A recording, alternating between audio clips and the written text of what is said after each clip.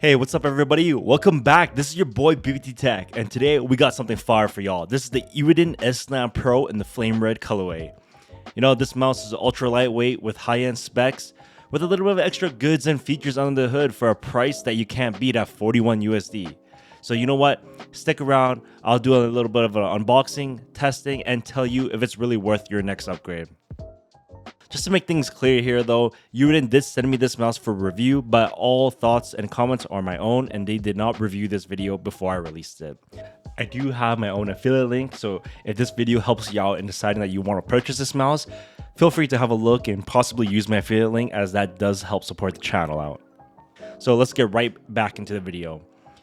Right now we're going to do the unboxing, and here it is. It's pretty clean with minimal branding. Sliding it right open, you get the mouse right off the bat with some decent amount of packaging, so you don't have to worry when you do order this mouse that this mouse will come in one piece for you.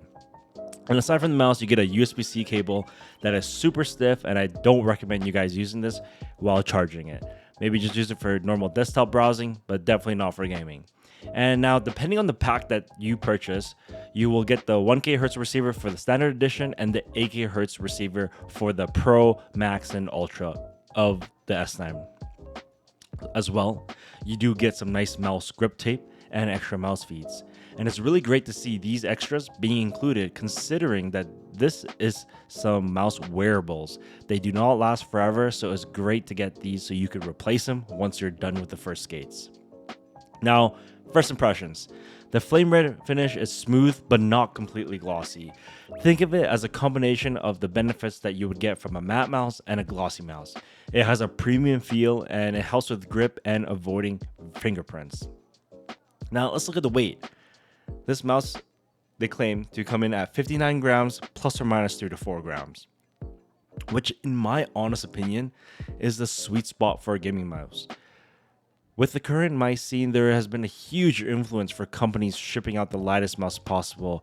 Brands like Final Mouse, Pulsar, for example. Like, let's not just get ahead of ourselves. A mouse does not have to be 23, 36 grams for it to be good.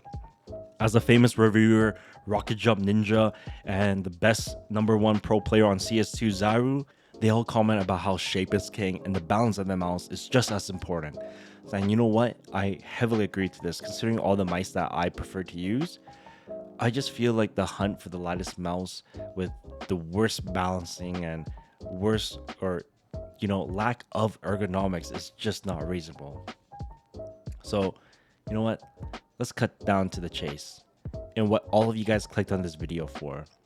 This is essentially your Razer Viper without optical switchers, and depending on the user, this could be your next pickup if your preference is for those mechanical switches. But hey, now you might be asking, yo, BBT Tech, how does this S9 Pro actually compare to those big names like the Razer Viper and the Logitech G Pro wireless? Well, you know what, let's go over some of the rated specs for you and you can compare yourself. I'll give you a screenshot of all the specs, but I'll just highlight the key specs that I believe what is the most important for this mouse. The S9 Pro has the 3950 sensor and the standard edition uses the 3395. It's got polling rate options from 8K Hz to 1K Hz. As well, the battery comes in at a 500 milliamp hour for the Max and 300 for the Pro. It also uses Kale white blade switches. If you're interested in the type of switches, you can look into these as well. This mouse will have all those high-end specs that you would expect from a high-tier mouse at a price that won't make you think twice.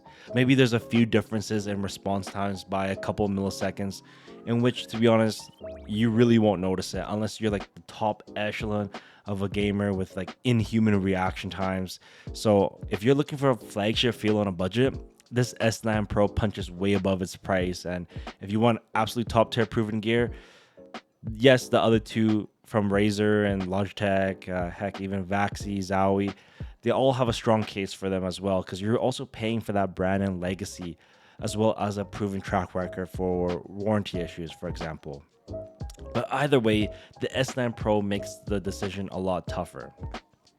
I spent a few sessions using the S9 Pro in competitive games like Counter-Strike 2, Warzone, and Valorant, as well as using it in general desktop work usage and switching between the wired and wireless modes.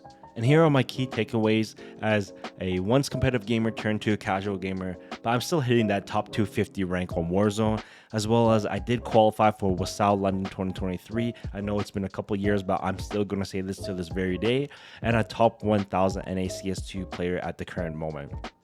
The wireless 1K Hz and 8K Hz tracking on this mouse is very nice, and the mouse button responsiveness are great, and they feel quite good in my honest opinion. Almost, if not identical to my Superlight 2 in terms of performance.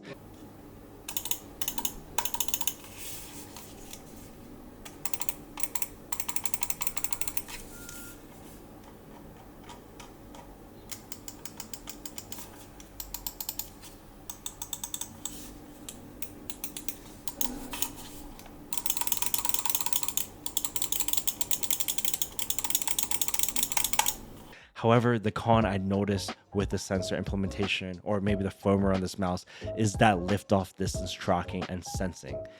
Honestly, it can be a hit or miss. To be specific, to highlight what I was experiencing, when you pick up the mouse for a slight readjustment, sometimes it might have a small kick out where the sensor flicks your crosshair up to a spot that you don't want to be aiming at. This is something I've never really experienced with my G Pro or Vaxi one. So this is something that you have to keep noted, but yeah, it doesn't happen all the time. Maybe 1 out of 8 attempts, you'll have that issue. So playing in wired mode as well. With the cable provided, it's strongly not recommended. The cable is just super stiff and not worth your time. Just plug it in when you're not using the computer or if you're just browsing the desktop. Okay, for comfort, I mean, this is your Razer Viper clone. So if that shape fits your needs and you like the benefits of a mouse that's more grippier with this type of coating, this is going to be a better option than the base Vipers that you get from Razer. And if you don't know how the Razer Viper feels, well, you're in for some luck. This is an exact clone of a Viper, so you can go to your local Best Buy and try the mouse for yourself, and that's essentially how this mouse is going to feel, with the differences being on that coating. So let's do a short recap. The pros, it comes in with premium specs at a much lower price than the flagship competitors. It's lightweight with 59 to 63, 64 grams depending on what model you buy, and has a flexible connectivity that the other mice competitors don't provide. It has a wired connection and a 2.4 gigahertz, so that's standard. But it has that Bluetooth, so you can use this with a laptop if you're traveling or whatever. Just don't use that for competitive gaming, as you will feel that latency. The mouse also has very solid build quality and coating for comfort.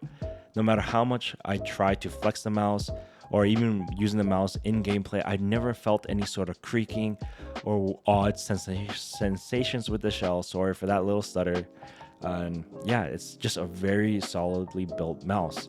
As well, for battery life, I mean, they say it's 80 hours, but I have found myself plugging it maybe one extra time more than I would with the G Pro, so use that information as you will.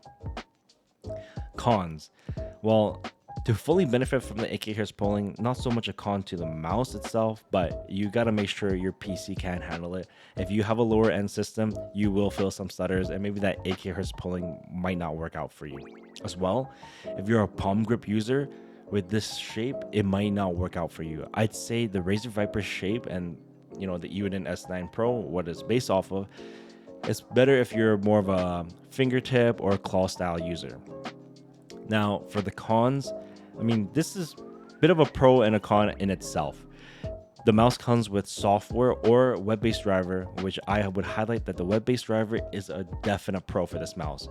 But the issue is that everything is Chinese. So if you can't read Chinese, you may have some issues. I mean, you can use Google Translate, but honestly, looking through it, it's pretty easy to navigate. You got your DPI, you got your hertz, your polling rate. There it is. Not too bad. So who is this for? Well, if you're a competitive gamer playing esports titles or someone who demands lower latency and lightweight with wireless flexibility, the EWEADN S9 Pro is a very strong contender, especially when you consider the price. If pricing is an issue for those other mice, this is a very great option to go for. The EWEADN S9 Pro delivers premium features, excellent feel, and a very strong value. And if you're on the fence, well, hopefully this review can help you out.